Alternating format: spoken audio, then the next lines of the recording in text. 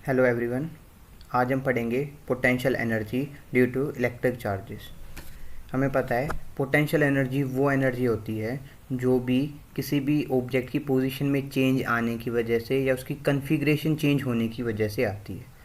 अगर हमारे पास दो पॉजिटिव चार्ज हैं, अगर हम उन दोनों को पास में लेके आना चाहते हैं तो दोनों एक दूसरे को रेपेल करेंगे, तो यानी कि वो दोनों को हमें एडिशनल फोर्स लगा के एक दूसरे के पास लेके आना पड़ेगा। और जितना फोर्स हम लगाएंगे या फिर जितना वर्क डन हम करेंगे उन दोनों को पास में लेके आने के लिए, उतनी ही एनर्जी उन दोनों के बीच में स्टोर हो जाएगी। जब हम उस फोर्स को हटाएंगे तो वो अपनी ओरिजिनल पोजीशन पे दोबारा से चले जाएंगे। ये होती है पोटेंशियल एनर्जी किसी भी दो पॉजिटिव चार्ज के बीच में। सेम चीज़ होगी एक पॉजिटिव एक नेगेटिव चार्ज में, वो दोनों एक दूसरे को अट्रैक्ट करेंगे। किसी भी पोजीशन में अगर उनको होल्ड करना चाहता हूँ तो हमें उन दोनों को एक दूसरे से दूर लेके जाना पड़ेगा ताकि वो पास में ना आए। और जितना वर्क डन हमें ये काम करने के लिए करना पड़ेगा उतना ही उसके अंदर पोटेंशियल एनर्जी के फॉर्म में स्टोर हो जाएगा। जो पोटेंशियल एनर्जी होता है उसको हम डिफाइन इस तरीके से करते हैं। Potential energy is defined as the total work done in arranging a given charge system at a particular points against the force of attraction और रिपल्शन बिटवीन देम।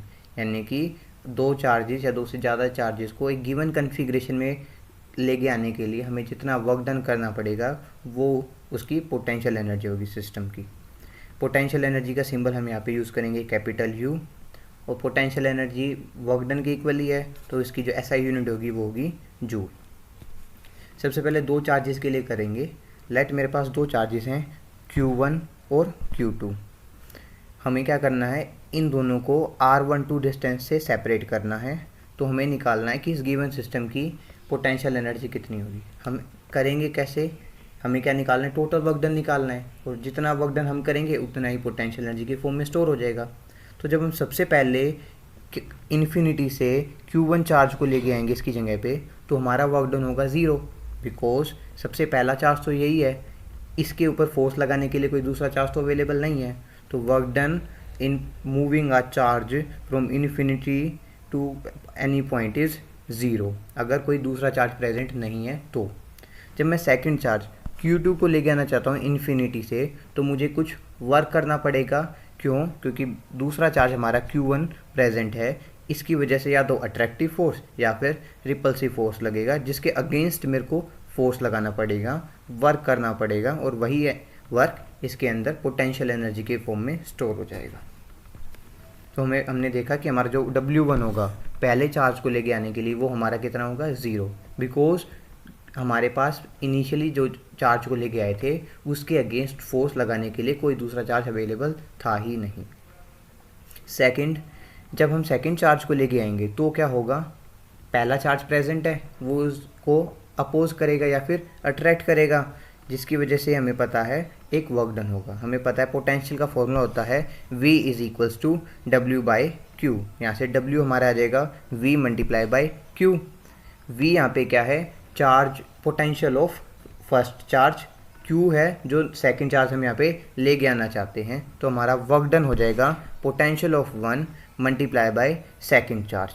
तो हमारे पास जो वैल्यू है V1 की वो है 1/4πε0 Q1/R12। तो हमारा वर्क डन हो जाएगा V1 मल्टीप्लाई बाई Q2, यानी कि 1/4πε0 Q1 Q2/R12।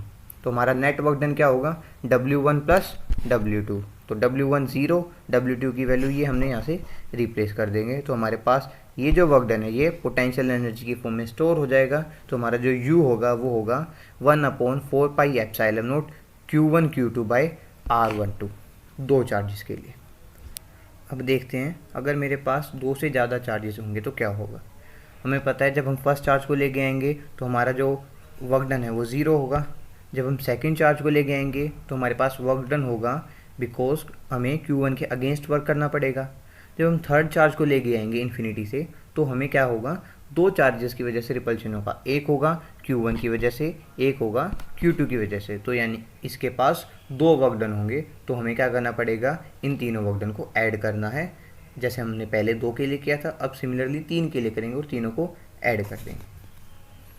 अब तीन चार्जेस के लिए हम क्या करेंगे, W1 W2 हमने निकाल ही लिया था, अब हम निकालेंगे W3।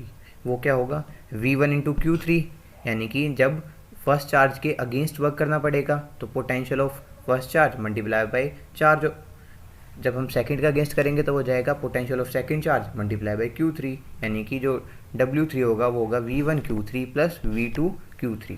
V1 की वैल्यू है 1/4 pi epsilon not Q by R13, तो मल्टीप्लाई कर देंगे Q3 से।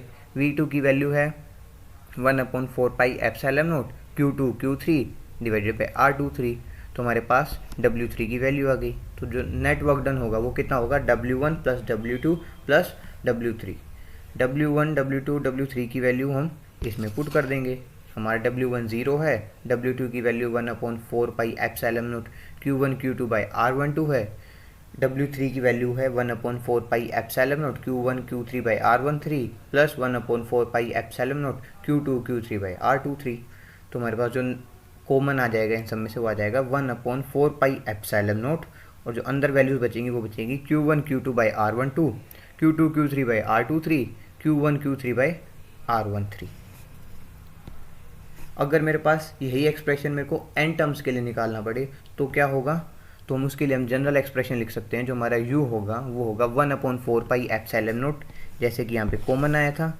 उसके बाद हमें क्या करना है, चार्जेस के पेयर बनाने हैं। जो हमारे पास 3 चार्जेस है तो हमने क्या क्या पेयर बनाए, 1 का 2 के साथ, 2 का 3 के साथ, 1 का 3 के साथ, यानी कि जितने भी पॉसिबल पेयर्स थे।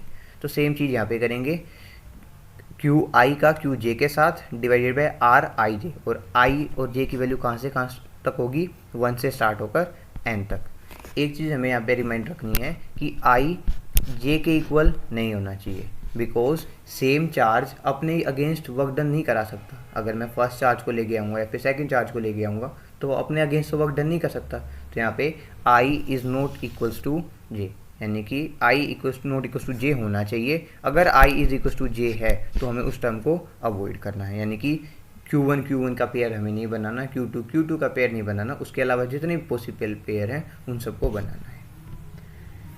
I hope you like this video. If you like this video please like, share and subscribe. Thank you.